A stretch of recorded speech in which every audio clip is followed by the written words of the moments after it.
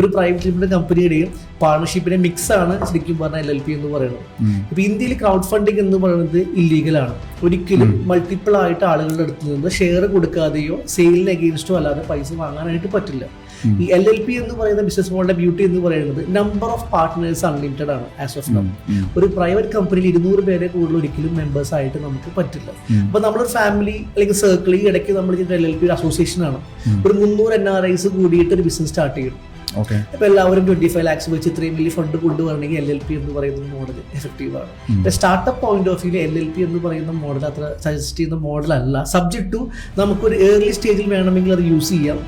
Gradually അതിനെ നിർബന്ധമായി convert ചെയ്യരുത്, ടേക്ക് ഓവർ ചെയ്യണം. അതായത് ഒരു പ്രൈവറ്റ് ലിമിറ്റഡ് കമ്പനി പുതുതായിട്ട് ക്രിയേറ്റ് ചെയ്തിട്ട് അതിനെ കൊണ്ട് ഈ എക്സിസ്റ്റിംഗ് LLPയുടെ ബിസിനസിനെ പർച്ചേസ് ചെയ്യാന്ന് പറയും. ആ മെത്തേഡ് ചെയ്താൽ മാത്രമാണ് നാളെ നമ്മൾ ആ കമ്പനിക്ക് ബെനിഫിറ്റ് കിട്ടുള്ളൂ. അല്ലെങ്കിൽ അത് ബുദ്ധിമുട്ടാണ്. പക്ഷെ നാടൻ അല്ലെങ്കിൽ നമ്മുടെ ട്രഡീഷണൽ ആയിട്ടുള്ള ഒരു ബിസിനസ്സുകൾക്ക് പാർട്ണർഷിപ്പിനേക്കാളും നല്ലത് LLP ആണ്. അതായത് ലിമിറ്റഡ് ലയബിലിറ്റി എന്ന് പറയുന്ന ഒരു പോയിന്റ് കൂടി വരുന്നുണ്ട്.